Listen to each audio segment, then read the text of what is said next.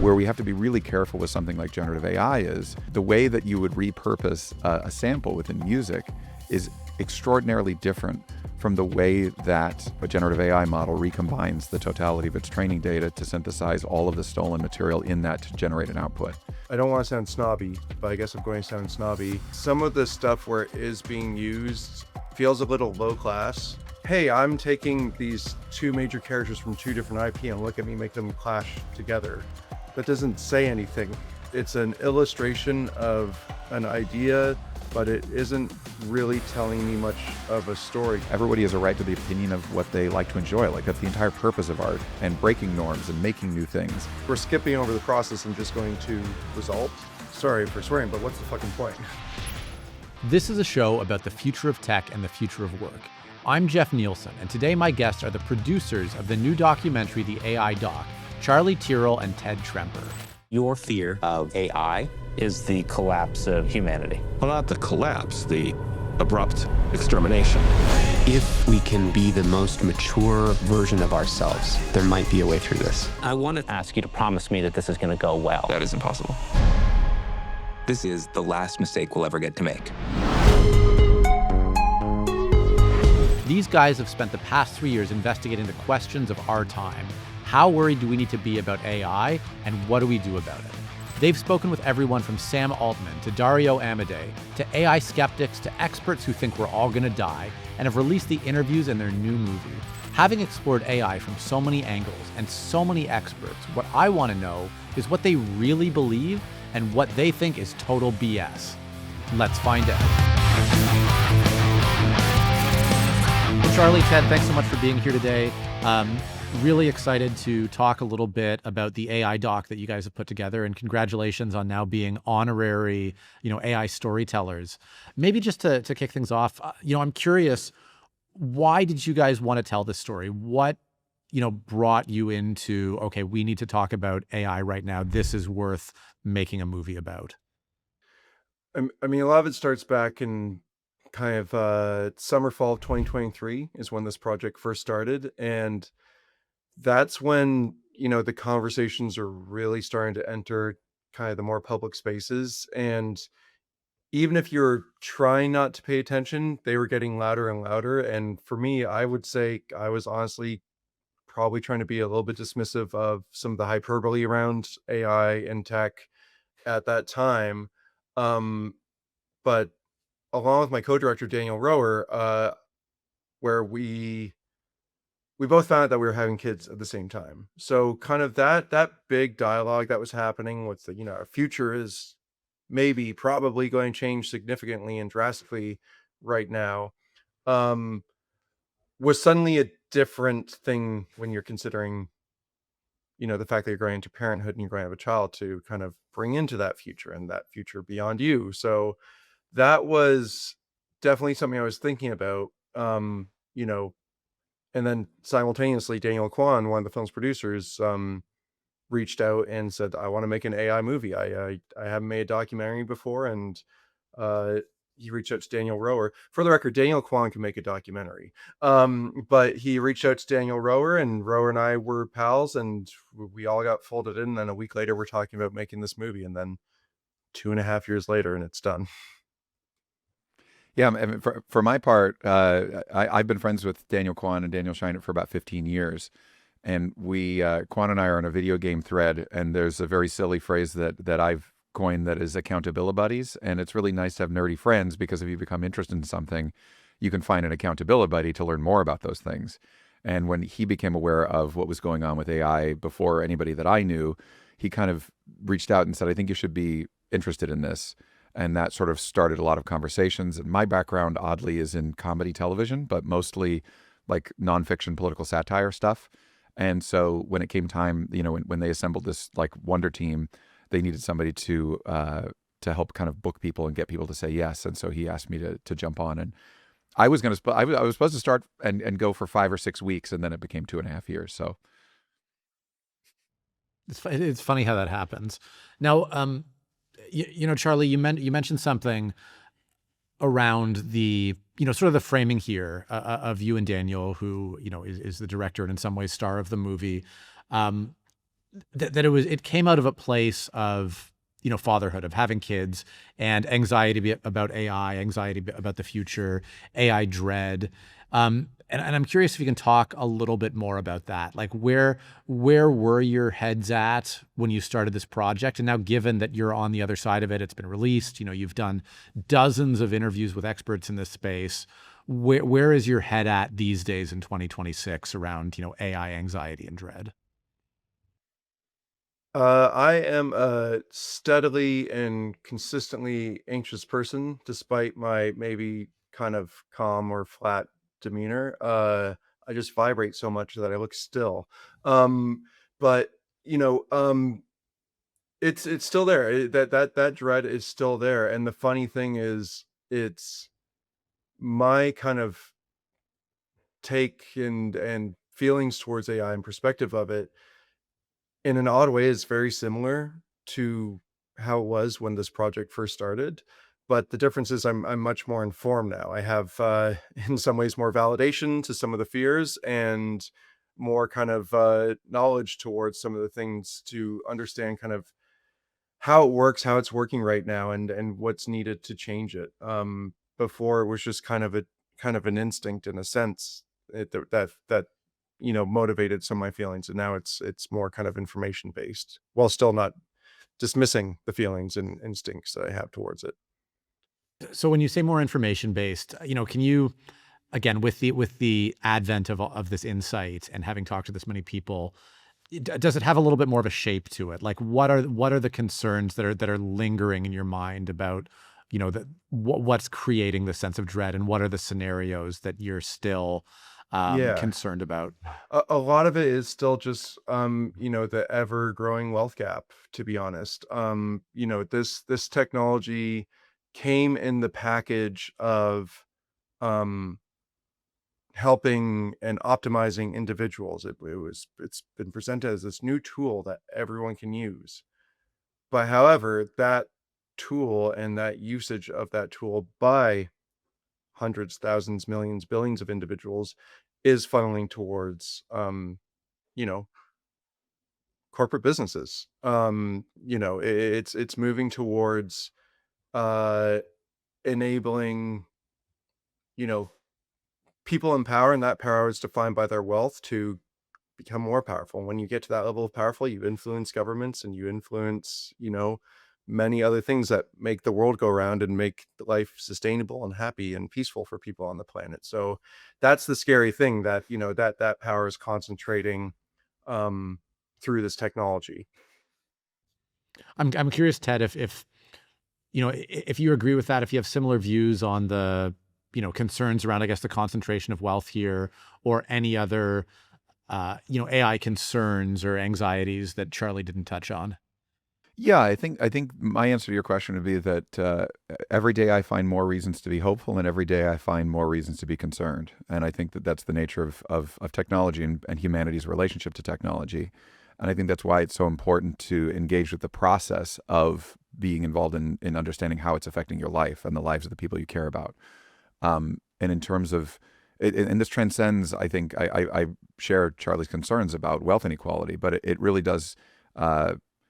It proliferates in our lives in the way that something like a technology like electricity does, or Karen Howe, who's in the film, I think at one point said the idea of being anti-AI is like being anti-transportation. Like, it's such an enormous thing that the really critical part is becoming educated enough to understand that there are positive alternatives to the trajectory we're on.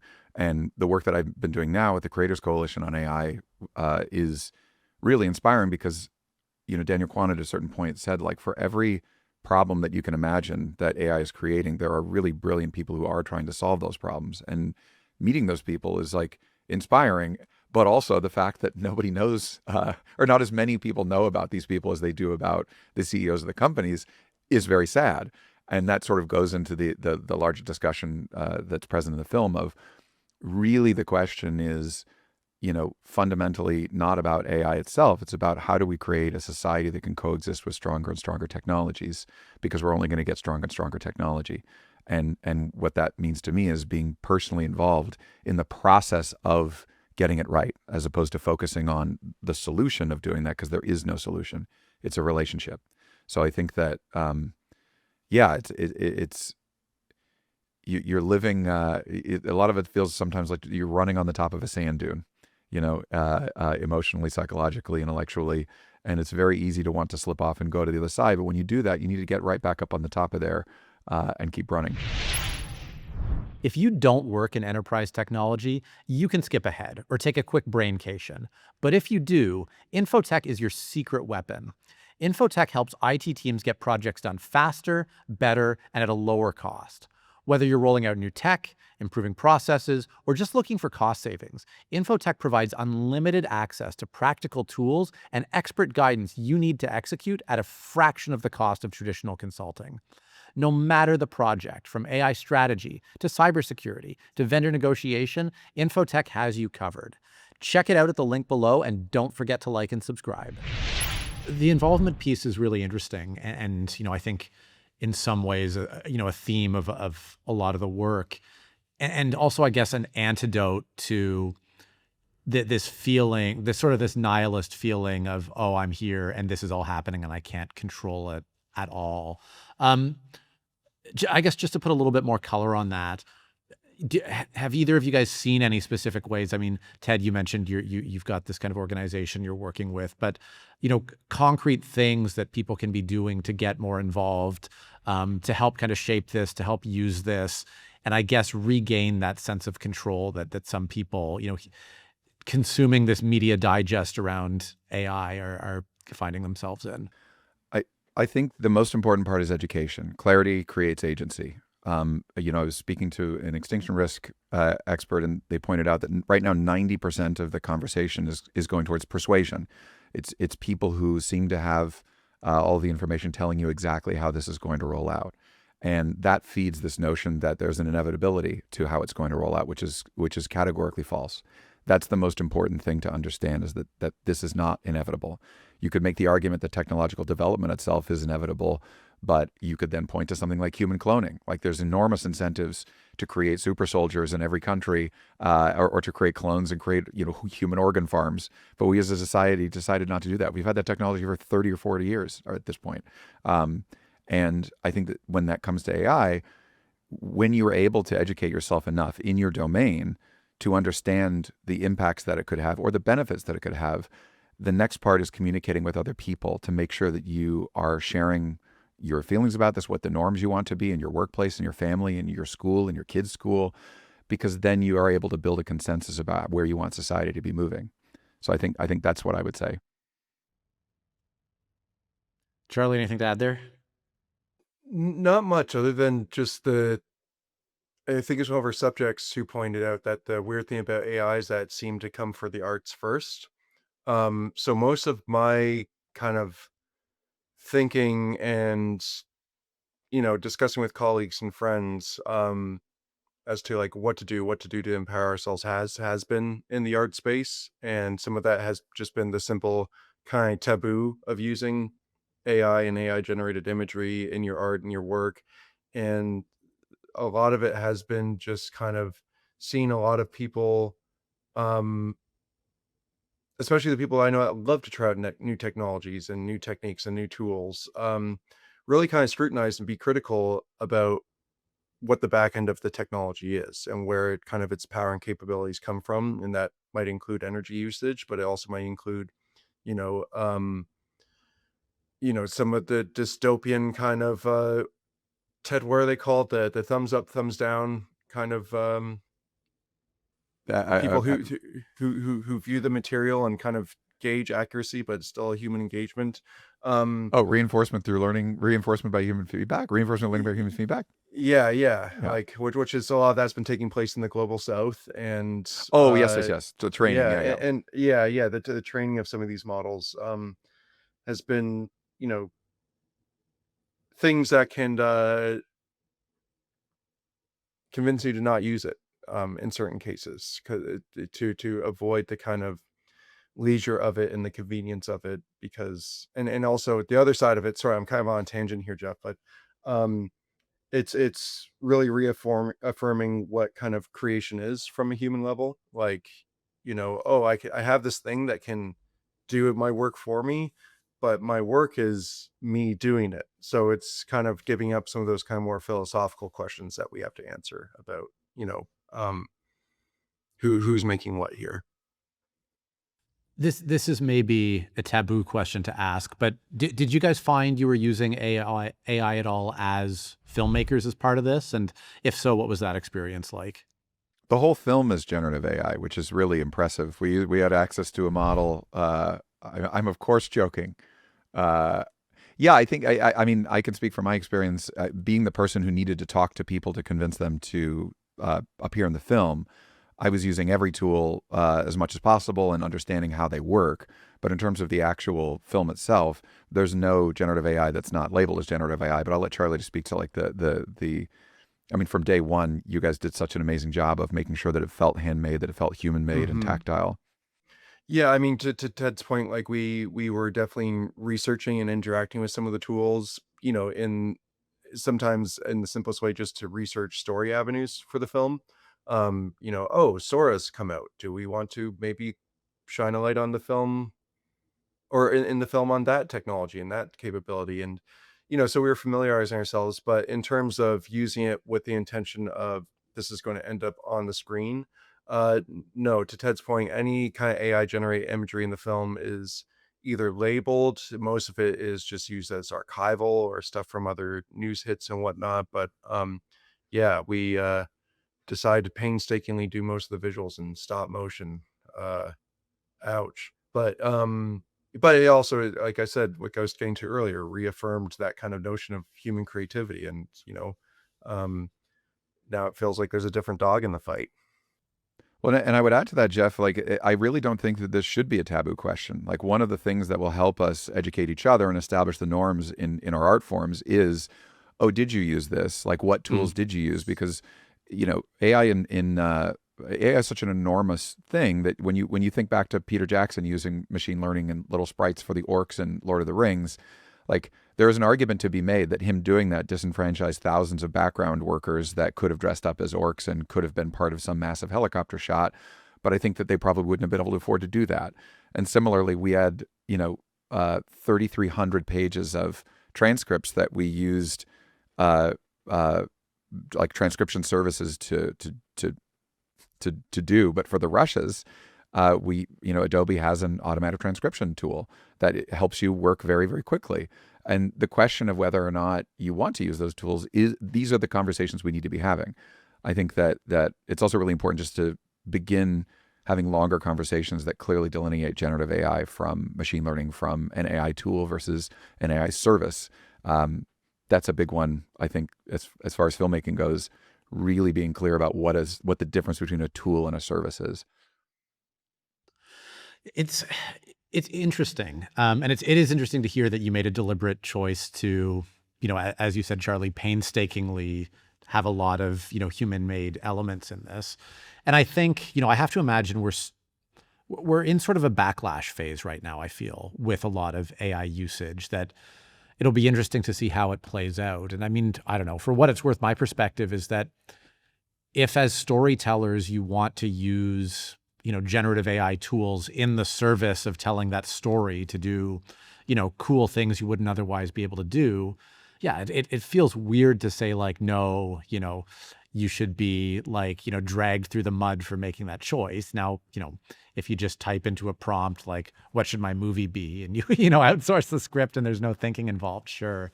We're talking about something different, but I don't know. I mean, I'm sure you've had many of these conversations, during the production of the movie and since it's come out. Do you have a feeling for kind of the industry's posture even today on some of this stuff? Not as a whole. Like what I've seen from my own personal perspective has been, um, I don't want to sound snobby, but I guess I'm going to sound snobby. Is some of the stuff where it is being used, feels a little low class. Like it feels sometimes, to use some of it for something like filmmaking, and not just the kind of assistive models where it's like, oh yeah, we're going to give a bunch of background orcs for the like hey, I'm taking these two major characters from two different IP and look at me make them clash together. Um, that doesn't say anything to me. That's like it's an illustration of uh an idea, but it isn't really telling me much of a story, because stories kind of I personally like the stories that go other places, and that, there's a reason why I use a lot of analog visuals in my films and whatnot, is because I like that collaboration. I could, you know pick a picture of an actor and turn them into a 3D model and then give them a prompt to make them do something. Um, and then now I've created a piece of media, a film, a piece of video. But for me as a filmmaker, I like to find an actor and then give them the material and then see what they do with it and see what happens in that collaboration. That the experience part of it is the making to me, and then the result is what you get from that. So it's like we're skipping over the process and just going to result. um and to me, like, it's, sorry for swearing, but what's the fucking point? Like, so it's asking these existential questions of myself, where it's, I think that audience appetite is going to dictate what we end up with, for the most part. If this, like, look at any kind of trade or craft, outside of art, furniture making, uh you know cooking. Like, most people get the quick and fast and cheap rather than the bespoke work with someone to do it. Again, it's just the world we live in. The affordability is difficult with many things. So I hope that filmmaking doesn't get reserved as something for, you know, hoity-toity people who can afford the handmade film, because it has been a people's medium for a long time. It's been the accessible form of entertainment for a lot of people for 100 years, and I hope the human-made filmmaking gets to remain that. So bummer. Well, There's you go ahead, Jeff. Well, I was gonna say, and Ted, I'm curious for your thoughts on it. There's an implication there and a parallel that maybe as sort of a lowest common denominator tool, if I can call it that, that if you're an amateur filmmaker, it's a great shortcut. If you're in film school, it's a great shortcut. But if we're really talking about comparing, top tier filmmaking to, a great restaurant or, any sort of, state of the art experience, then cutting these corners is something that audiences will feel and they won't appreciate. And it's a place where it's worth putting in the work and putting in the effort to get something that really elevates the experience still, versus just trying to do it as cheaply as possible. I don't know, Ted, what do you make of that? I mean, I think it's really interesting because I've been looking back at the history of technology and the way that technology transforms art, and I feel like exactly what you just said could have been said about transition from celluloid film to digital film. They'll never be able to get the film grain right. It'll never look right. There's a thing I call just like the "it will never be able to" paradox, where it's like when it comes to around like hip hop and sampling. Well, they can't even play an instrument. That's not music. These are things that are wonderful conversations to have as human beings, and everybody has a right to the opinion of what they like to enjoy. Like, that's the entire purpose of art, and breaking norms and making new things. Where we have to be really careful with something like generative AI is that rather than the way that you would repurpose a sample within music is extraordinarily different from the way that a generative AI model recombines the totality of its training data to synthesize all of the stolen material in that to generate an output. That to me is categorically different, because there's no choice that you're really making in that regard. There's no intention to say whether or not it has value to a large audience or to any audience. That's not for me to say, but I do think that it's really important to avoid believing that it will never be able to do certain things. For 3 years, I just watched as people say it'll never be able to get the hands right. It'll never be able to produce sound. It'll never be able to show text. These are things that are deadly mistakes to become sort of falsely assured that the position of the artist in society or the craftsperson in society will not be replaced. So removing that as a sort of mental position is really, really important. We need to act as though it will be able to. And so what that means is that we have to put policies in place where we are fighting for compensation to the people whose training data was put in there. We need to fight for transparency, for consent, all of these different things, because there actually is a world in which you could have generative AI models that are ethical. I don't believe any exist right now. And moreover, when, as part of the work with the Creators Coalition, we'll have tech companies reach out to us and they'll say, great news, we have a vegan model, an ethical AI image generation model. And I'll say, great, what does that mean to you? And they'll say, well, all of our images were licensed, it's from a licensed data set. And I'll say, great, what was your foundation model? And they'll say, what's a foundation model? And then you get to have the conversation. I told my wife about this, that like, it really sometimes is like talking, you walk into a car dealership and all the salespeople are very nice because they don't know that all of the cars are stolen.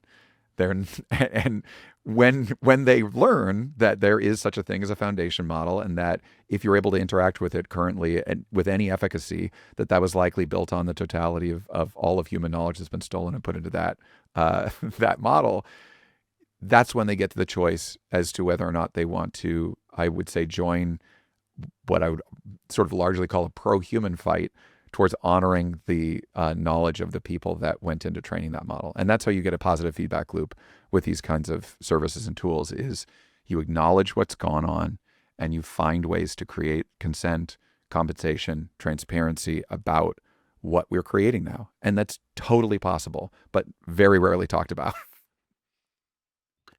I think you and I have talked to some of the same advocates for doing something like this. I think about, Dr. Emily Bender, Dr. Timnit Gebru, who have advocated for this for years.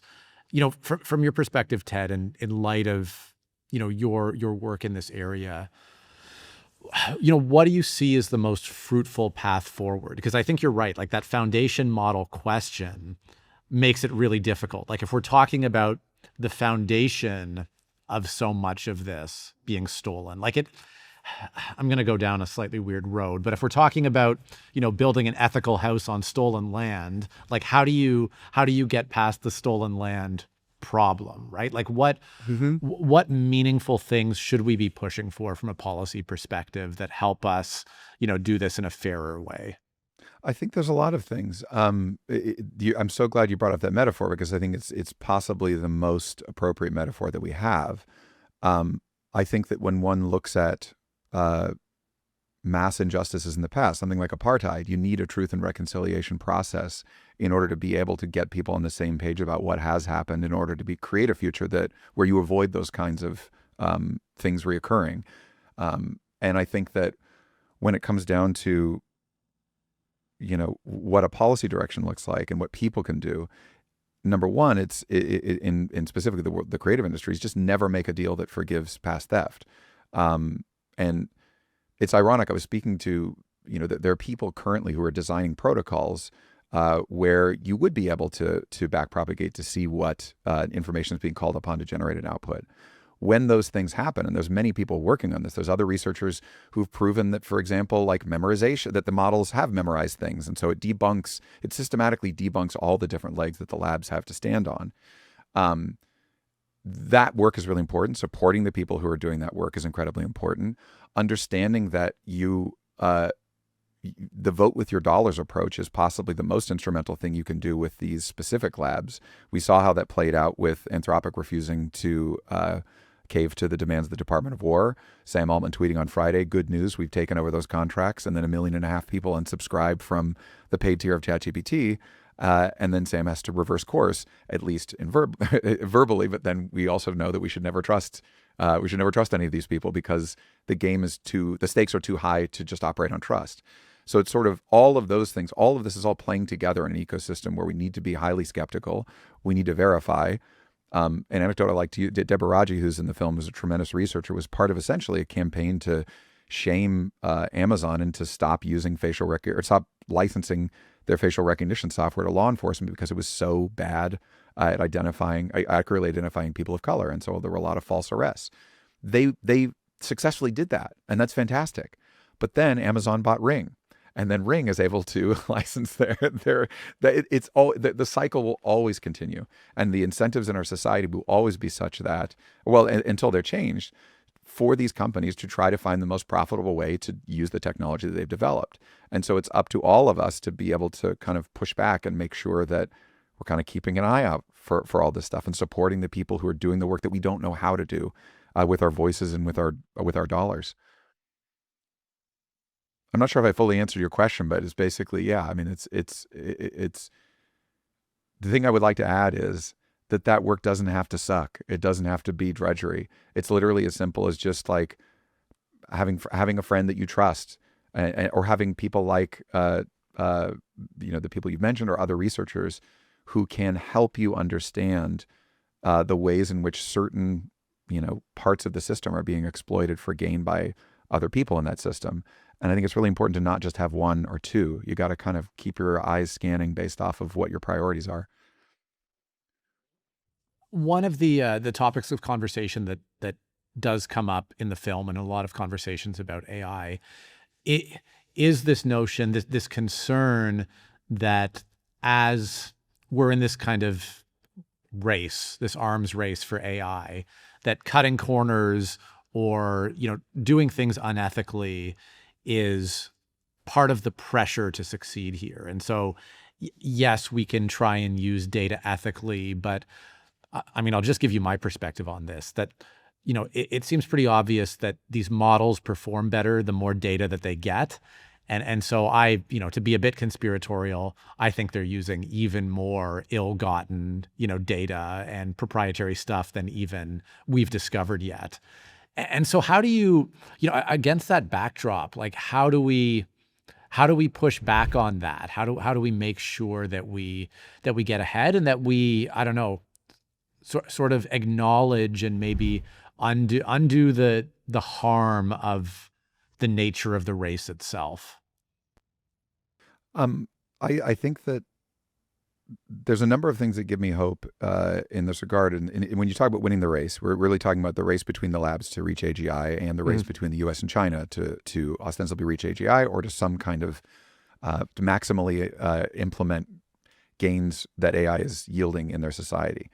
One of the biggest fulcrums that we have in the West, if you care about these kinds of issues, is the fact that in China, they've already won their society's culture war as it pertains to AI. There was a recent New York Times reporting that pointed out, by and large, people in Chinese society are very pro AI because they look at the ways that it can. I mean, they basically are seeing the ways that it's being deployed at all level of society, and they're very in favor of it. They're pro technology. Part of the reason why the West is so skeptical of it is because of our first contact with AI, which is social media, and the ways that social media has caused enormous harm, and that being an example of the way that we lost by winning that race. And so, in order for us to succeed, there are companies that proselytize this idea of creating a race to the top. It is society's job to clearly paint a picture of what that looks like, so that way we are creating the opportunity for those labs to win back the hearts and minds and society. Because if our general standpoint is AI terrible, AI bad, hate AI, there is no incentive for anyone to build an ethical AI, and that race continues. So it's like that's sort of on a personal level. Geopolitically, that's a whole other conversation. But I think just like on a very personal level, unless we are setting the norms and standards within our own lives and being very vocal about what those are and where we want AI to meet us, then we are not doing our job in clarifying where we want it to go. And if we don't do that, there is no reason for them to try to be ethical. I think that's well said. And I want to, I want to kind of pivot that into, something I've been curious about, which is there's so many narratives now. There's so much hype. And, even when you guys and for me as well, doing our jobs as AI investigators, everybody has such a different message. And I always chuckle because the message that they have tends to align very closely to whatever product they're trying to sell or whatever service they're trying to sell. But I'm curious, having investigated and having researched and spoken with so many experts, are there any narratives you're seeing pushed right now that you're just not buying? that you can see are clearly being sold, that there's some sort of profit mandate, or that you want to express that people should be more skeptical of? And maybe, Charlie, I'll start with you on this one. Yeah, I mean, I think to what Ted was saying earlier, just this narrative, this idea that it is an inevitability, and that it is like predestination, like how we evolved from apes, we're going to go into digital beings or machines. I just have to disagree with that. I mean, and Ted cited some earlier, like human cloning, uh, but it's just what I would love to see, and this is kind of going to your last question, is I would love to see us focus on a way how to make AI, even if for now it's limited to certain countries or communities, before we try and go wider with it. Find a way how to make it more democratic, how to make, what the capabilities and uses of this technology um, are, to be kind of decided by more than just a few people. Because that will determine the want, that will determine the need. People in one part of the world might need to do one thing when people in another part need to do another thing. And then the resources will balance out based on those needs. Because resources will have limitations on what it can do. Uh, so yeah, I don't think I answered your question, unfortunately. But it's just really that this thing is an inevitability, and it's on a continued ascent, and its capabilities and its possibilities. I do agree with Ted that you have to default and assume that we'll be able to do everything it says it can, but I think that ascent is only ever going to taper off at some point, because there are finite capabilities in terms of resources on this planet, um, that it's going to run into at some point. Well, and to your point there, it sounds like, part of what you're saying is that the idea that somehow this race is too fast and too important for any sort of governance or regulation, it kind of seems like BS to you, right? Totally disagree with that. And like right now, and going back to the democratization of its capabilities, and resources can be bought right now. Despite limitations in certain places, it's something that can be paid for. So the wealthiest ones are getting there first because they're able to afford those resources and able to, pay the fees, pay the fines, to occupy them. And that kind of consumption can be confused with power. And that power isn't something that we have to accept. We can choose who we give power to, collectively. It just takes a lot of organization to do so. So that's where my kind of fundamental beliefs as a human being go to. And there's just so much noise out there right now that it's hard to know where to direct that energy and where to direct that collaborative and collective decision making. Makes sense to me. Ted, where's the, what to you hits your BS radar, even as you hear, some of the, most prolific and loudest voices speak on this? I think Charlie nailed it. The most insidious narrative is that this is inevitable. It's not inevitable that humanity gets to shape it. This has been the story of all technology. Is it an enormously asymmetrical battle with the greatest investment in the history of civilization being dumped towards one very specific thing? Absolutely. Does that mean that there was one moment where we were talking to I can't disclose who the source was, but we were talking to someone, and this person had been talking to a lawmaker, and they just said offhanded, like, how many people would need to call to like have this issue get in front of this lawmaker? And the staffer they were speaking to is like, if like 10 people call, like we have to write it down. We have to like deliver that to the congressperson. And this person was like, 10? That's it? Like 10? So the idea that like, if a couple hundred people actually cared about these things and made their voices heard, then that can actually move the needle. The challenge there is that there's two different sides of this coin. There's the "this is inevitable" myth that needs to be debunked on the side of the people who are pushing progress. And then there's also the "this is the solution" myth that needs to be pushed back on from the advocacy side.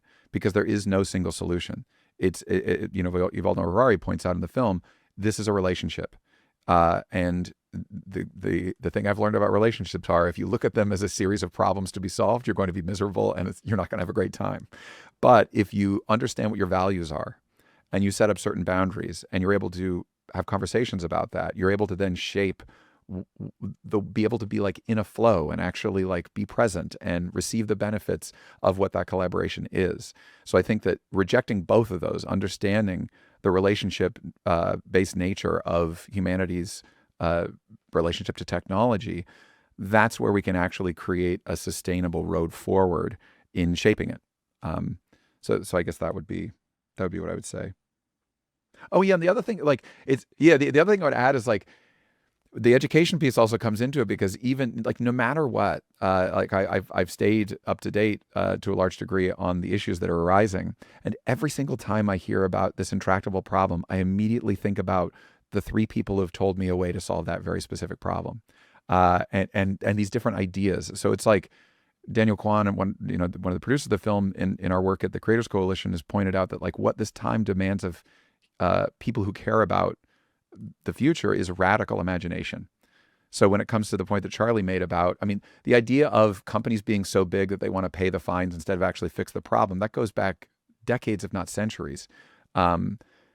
Figuring out what are the actual pain points for those corporations, like, is the job of people in government. So, for example, with social media, why not, instead of fining them, you impose a latency tax where their page loads incrementally slower for every violation of our norms are, because they lose a tremendous amount of revenue by the microsecond. And they also know that they lose users if their site goes slow. That's actually something that regulators could do. There are actually people who are currently talking to states' attorneys general about how to actually codify that into law. These are all things where figuring out how to get AI right will be significantly easier than removing leaded gasoline from the world. But we did that. Like it's these things where, like, the fourth act of the film really highlights the times in the past where we as a society, I mean, the entire purpose of law is for us to determine as a populace what we want to happen, and then to put mechanisms in place so that they are encouraged to happen. I'm not saying that they will, but between public pressure, between actually having regulation that moves at the speed of technology, the path is actually really clear to how to create that change. Whether we'll do it or not, I have different amounts of confidence based off of the weather and the way the wind blows that day. But my belief that it is possible has never gone away. So maybe on that note, to take the more positive approach, again, having learned everything that you learned, and now being more embedded in this, in this world, what do you see that gives you hope? And I'll ask that question to both of you. What makes you hopeful, and what are some of the signs that we may be actually going in a better direction than you thought of, 2 years ago?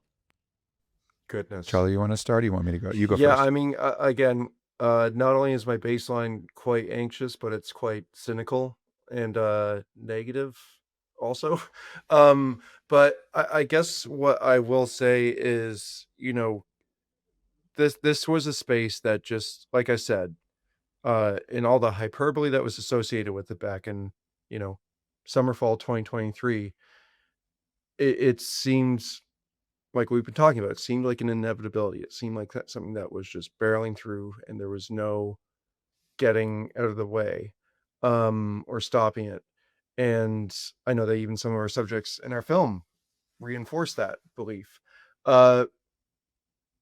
But what I am starting to see now in small ways, is that work is yielding results in terms of things like what CCAI is doing, and some of the other kind of coalitions and organizations, and kind of right now it is more so in the space of discussions and thoughts, and kind of,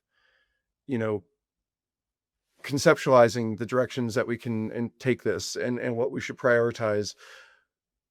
But you're starting to see and feel that organization that is moving towards a collective good. I do, despite my cynicism and negativity and depressive disorder, I do believe in collective good.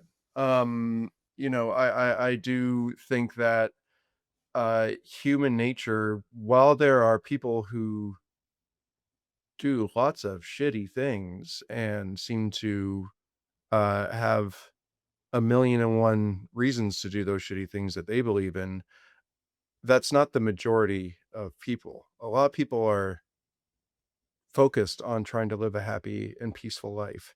And when you challenge that happiness and that peace, people have the capability to um, resist and redirect to maintain that happiness and peace.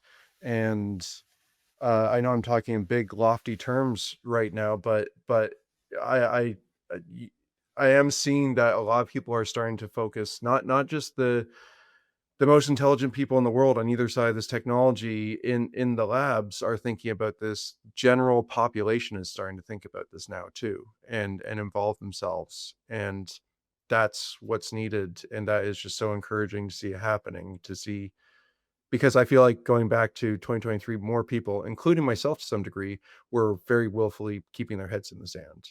And now there's a more of an adoption of the acceptance that that's not going to work this time. This isn't something that you can just ignore and it's going to go away or going to pass. It needs our interaction. Well, and it feels like it's coming back to that sort of education piece, and whether it's us as individuals understanding it better, whether it's just enough time elapsing that we have a better sense of how this is playing out and how it might play out Mm-hmm. versus when it's so new, it's just we don't know where it's going to go. And I'm curious for you, Charlie. As you said, you and Daniel were both going to be fathers when this started, and now are on the other side of that. And so I'm curious, you mentioned that, you're a cynic and tend to have like a depressive view of these things. The combination of now, I guess, being on the other side of fatherhood where you've got a kid, being farther down the line with AI, more educated, did both of those things together sort of, potentially enable you to view it in a less alarmist, less dreadful way? No, but an informed no. Which is to say, and Jeff, I know that you're a father as well. One of your main things going into fatherhood, at least for me, was knowing that I'm going to have, especially I have a son. I'm a man. I grew up as a boy. Um, so I know some of the boyhood experiences that he's more than likely going to face. And I know how I was able to handle them and comprehend them. So you kind of have that leverage as a parent to know that there's going to be a shared experience here where I'm going to be able to step in and help, or step in and guide, or step in and go like, hey, this thing that you're really worrying about, like, it's actually not that big of a deal. Like, you can fail your fifth grade math test. It doesn't matter in the long run. Things like that, that the kind of reassurances that are needed to navigate, you know, childhood and adolescence and young adulthood. Um, but the thing is with this technology and its adoption that, is happening, the world that he's grown up in a lot of ways is going to be very different. Normally that's been kind of the story from generation to generation. Is just that the world that, your parents grew up in is different from your world. But historically there's been a little bit more of a stretch, like some of the biggest ones in the last 100 years were like, I can remember hearing from elders and grandparents about knowing people who grew up without plumbing, or knowing people who grew up without electricity. Those transitions took many, many decades, but the transitions that we're going through now with this adoption of technology is happening. A lot of it's happened in my toddler's lifespan. So there is so much more that the world is going to change into, that I just won't have familiarity with. So he's going to be on his own for some of that stuff. And it sucks, and I'm not fully surrendering to it, but I'm my job is to do my best to keep up and keep informed, and also allow him to teach me things, because the way that the world is not the way that the world was when I knew it. So I'm less of an authority on the world probably than his life will be.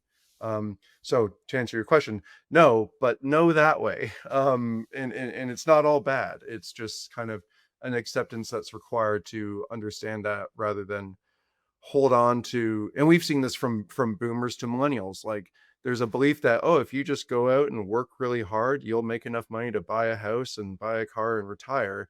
And that world doesn't exist anymore to the same degree. It was painful for my generation to accept that, but boomers kind of seem to collectively refuse to accept that. So I know that there are going to have to be things about his world that will cause friction with my beliefs and understanding the world that I just have to accept. So, sorry, complete tangent there, but it's something Well, I but consider a lot. yeah, and it feels like a very mature position, and in some ways a very Zen position almost, because to the point you made, yeah, the world is going to change in unforeseeable ways that make it more difficult for you to provide guidance to the next generation. But to the same point you made, maybe that's just the same world we've been in all along, and now we just have the ability to introspect a little bit better and recognize that. And I don't know, maybe like, Yeah, it's like this is don't pretend that's not happening, and I'm going to have to take his yeah. word for it on certain things. Well, and maybe this is too optimistic of me, but maybe that recognition alone, is worth something, right? It positions us better as parents to be able to, know our own limits and not just keep giving the same annoying, outdated guidance that we got from our parents. Exactly. One the best. This is kind of related, but it was a comedian's joke where he was talking about when you have kids and your parents come to step in and try and help, and he's like, imagine someone working at a company 35 years ago coming to work at that same company again, and kind of how obsolete they are in their methods. Like it's that kind of thing, but just a little bit faster. And like I'm going to start to feel old and in the way a lot sooner than a parent maybe normally would. Probably when he's 10. No, I totally get it. Ted, we, sorry, Charlie and I took quite a journey there, and I loved every minute of it. But I'm curious from your perspective, as you look forward, as you think about, what you've learned, if it has changed your overall posture toward this, toward AI and where it may go, and what gives you hope. Oh, I mean, I think, being a kid, I'm old enough to remember what pre-social media was like. And I am young enough so that technology is, like, by and large, had an enormously positive impact on my life. And so those two things, I think, are in constant conflict. And what really investigating AI as a subject has taught me is that there are people who really do want this to go well, and who are literally dedicating their life to making sure that it goes well. And that some of those people are doing things that will likely have a positive effect, and that some of those people are doing things that actively are having negative effects. It's sort of the old writing piece of advice is, you need to make sure that your villains believe that they are the heroes. Like, that's the most important part about writing a villain. And what I would say in this entire subject, it's really important, I think, to have confidence in your values and in the things that you think are really important in your life, and to be, looking at and investigating those things, whether or not you're a parent, whether or not you're a partner of someone. And it's also really important to have intellectual humility when it comes to the subject of technology writ large, because each, whether you're talking about, autonomous weaponry, whether you're talking about AI's deployment in healthcare, whether or not you're talking about algorithmic bias and institutional racism and how that's perpetuated by these systems, each one of these subjects is a big enough thing so that if you approach it from a standpoint of you being sure that you're right, I find that that's a very difficult way to make progress. And so I think that the thing that gives me hope is people's rigor in their intention to do well. And I think that given the results that society has sort of seen from social media and the polarization and the fact that even just saying, I don't know, or, hey, you know what, I think you might be right, are things that we almost never hear anymore. Those are the challenges that we have to face. But I think that like the thing that gives me hope is I feel like we're all just really tired of that bullshit. And I think that the voices that I hear and that I listen to um, are really ready to collaborate. So Ted, I love that answer, and I think it makes a ton of sense to me. I'm curious, on that note, as you talk about voices, influential voices around this space in your life. I mean, you guys have had the advent of speaking to so many people, of hearing so much commentary, and I know as filmmakers, you try and be as objective as possible. But I'm sure you have your own, individual thoughts on, who shared the most wisdom, who, really informed your view, and you wish you could spend more time with. For viewers listening to this who are, trying to tune out some of the noise and figure out where the signal really is, do you each have one or two people that you spoke with that you think, man, I would have loved to spend more time with them? Or if people are just getting their feet wet in the space, you should really go and hunt out conversations with these people because they're really gonna, change the Karen way you Howe. think in a positive way. Karen Howe was the big one for me. She's just much more the good balance of being one of the most informed people, but also having um it became kind of clear many of the subjects that they just were so rooted in within the tech bubble and within that world, and maybe not knowing life outside of it. And Karen was just more well-rounded as a human being. And her book is a good reco as well. So that's my vote. Yeah, and it sounds like it's because she brings that groundedness that a lot of these people don't necessarily have. Yeah, and the way her interview is just very similar to the way her book Empire of AI is, which is just it's not without hope and possibility of outcomes that do benefit human beings rather than it being just a growing problem.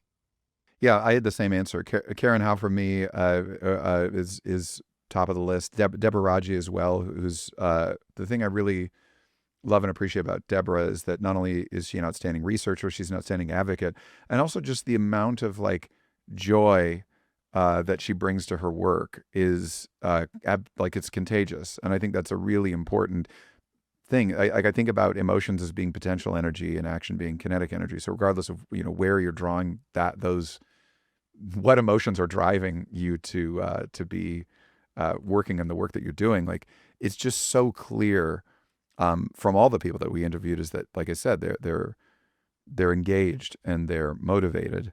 But in terms of like, yeah, and obviously I think that the Center for Humane Technology does outstanding work in this area. I mean, it's hard to just choose one, but if I had to recommend, someone doing a deep dive with any of our subjects, I think Karen Howe would probably be top of the list. Awesome. I'm surprised and impressed that you guys came to a consensus on that. That's a huge feather in the cap of Karen, who's great, by the way. Or I would also say, or Caroline Lindy, is Daniel's wife. I think that she's an outstanding voice of reason. She puts up with a lot. I think she's she's the hero of the film. She kind of is. As someone who went into the film not knowing her, I really appreciated her. You can kind of feel her steady hand on the wheel in some ways, and like steering the narrative. And actually, if I could add, this person was behind these people were behind the camera, but all the producers are exceptionally brilliant people. But really, as far as somebody who has their eye on sort of the philosophical side of humanity's relationship to technology, Daniel Kwan is really a very special person in that regard. And I would add Shane Boris there. Shane, there were 5 producers on this film. There were 2 directors. There were 2 editors. There was a story producer, a co-producer, an associate producer, all of whom were just trying to all get our arms wide enough to wrap around this subject. And is that a Sawzall, Charlie? What do you got there? Yeah, I mean, it's just everybody had such invaluable input, but like, it's also just, Daniel Kwan's a special person. Like he's, I'll just leave it at that. I think that if you have the opportunity to listen to the things that he says about anything, you ought to, but specifically about this subject is like, he has a deep, deep belief in our capacity to come together and to make this right. And he's also very good at actually backing that up with finding the people and the ways to do that. That's awesome. And I'm just chuckling, Charlie, because we were saying earlier, I was like, there's no way we'll hear the construction. There's no way. And it just cuts through loud and clear. I'm sorry. You shouldn't have told It's him all to set up good. the chop saw directly behind you. Just tell him to work downstairs. Yeah. Do you call he's it a chop saw operating in it. Canada? Yeah. What do you call it? A reciprocating? Or what do you call a? I call it a miter saw. Zagler. A Zagler. Okay, great. There's a Ziegler and a Zagler. Okay, fair enough. Awesome. So as we, start to wrap things up here, for anyone who's listening to this, whether you're a business leader, whether you're someone who's starting to get your hands on, AI tools, start to use this technology and want to have some sort of, I guess, ability to do this responsibly, to do it in a way that's going to be productive. What are your sort of recommendations for people to think about this and how they can be better and more effective in this space? And Charlie, maybe I'll start with you. I don't know if I can advocate for a particular tool because for me, before using anything, let's say if I'm just working on an individual level, I want to I'm writing an email to a colleague. I want to spruce it up, proofread it, find a way to clarify my thoughts and my goals of maybe what I'm asking them. I always really make the effort to ask okay, can I do this myself? And if the answer is yes, try doing that. Yeah, of course, sometimes you're under a time crunch and you need to just get your thing done. So whatever, maybe, but I really do try to ask if I'm replacing myself and my own critical thinking and cognition first, and if that's necessary. And that usually the answer is yeah, you can, so don't use it. That's so I don't know if I can advocate for a particular tool right now. GPT for a minute was really good at finding discount codes for online stores, and that doesn't seem to work anymore. So that would be the only one I would, be able to go for, but it doesn't seem to work anymore. Sorry, Go ahead, Ted. Jeff. No, you go ahead. I would love to answer this question, but I want to make sure that you ask a follow-up there. Well, yeah. I mean, I was just going to say, it sounds like, Charlie, the feedback there is to be extremely intentional with this stuff and not to just use this because you feel like you're supposed to use it, but make sure that there's actually some sort of value in mind versus just if I'm it's to using be this overly as a convenient shortcut. and allow yourself to be overly lazy, then you're not going to develop as a person. And sometimes that's your communication skills with other people, and sometimes it's your craft, your work, your profession. I really am actively working to resist this culture of over optimization and over productivity and get things done on this super fast timeline, because it took me most of the years of my life to realize that I'm going to go at my own pace, and that doesn't mean my pace is wrong. um I think all of us on the production have ADHD, and I have a version of it too. I've joked that I have the Honda Civic version because I can still get things done, but it is very non-sensational.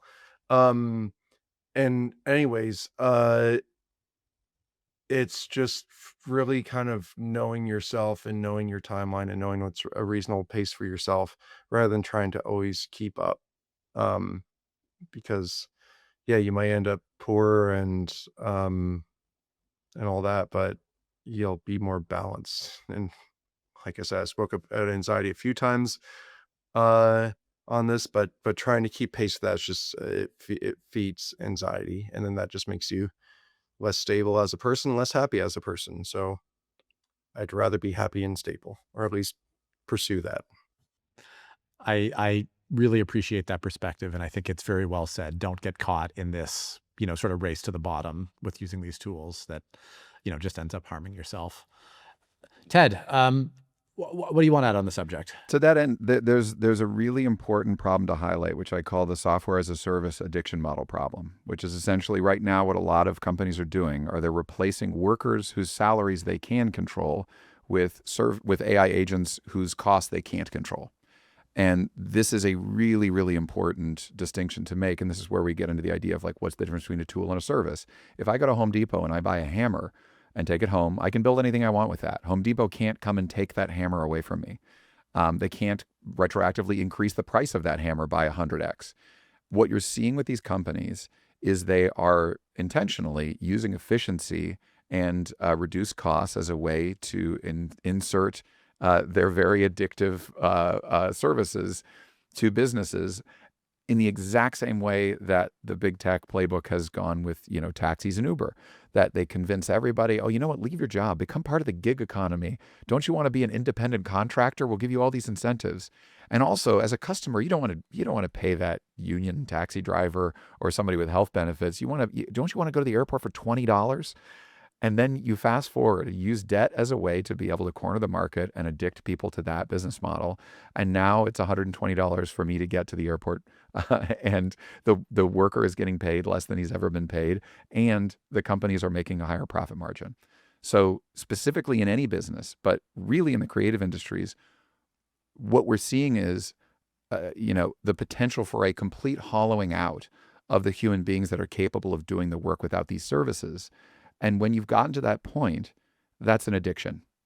And so it's really important if you're thinking about sustainability as a business person, just asking yourself the question, is efficiency important enough so that I'm willing to risk a company or risk my livelihood on a company that has shown no reason why I should trust it?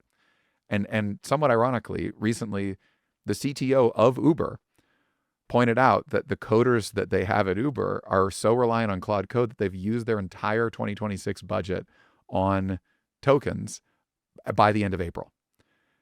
And so then they haven't even increased the cost. Like they recently moved, I think the largely like Claude Code from the Pro tier to the Max tier. So it goes from $20 to $200. That's a 10x increase in cost. So be very, very careful about the ways that you are deploying these systems and these services into your business, because you might end up in a world where you are working for these companies, not for yourself. I think that is very wise and very well said. And I don't have anything intelligent to contribute to it. And I appreciate both of your very different answers to that question. Charlie, Ted, I wanted to say such a big thank you to both of you for coming on the show today. It's been really interesting, really insightful, and I appreciate your insights. For anybody who hasn't seen it, the AI doc is an excellent movie. It's an excellent way to learn more about, AI in the space here. So check it out. And I'm not just shilling it. I have seen it, and it is really good. I appreciate Thanks, it. gents. Jeff. Thank you so much, thank Jeff. you We so really much, appreciate Jeff. it. Most viewers don't know this, but Digital Disruption is developed by Infotech Research Group, a leading advisor to technology leaders around the world. If that's not you, you don't need to care, so skip ahead and enjoy our content. But if you are a technology leader, Infotech helps IT teams get projects done faster, better, and at a lower cost. Infotech provides unlimited access to practical tools and expert guidance you need to execute at a fraction of the cost of traditional consulting. No matter the project, from AI strategy to cybersecurity to vendor negotiation, Infotech has you covered. Check it out at the link below, and don't forget to like and subscribe.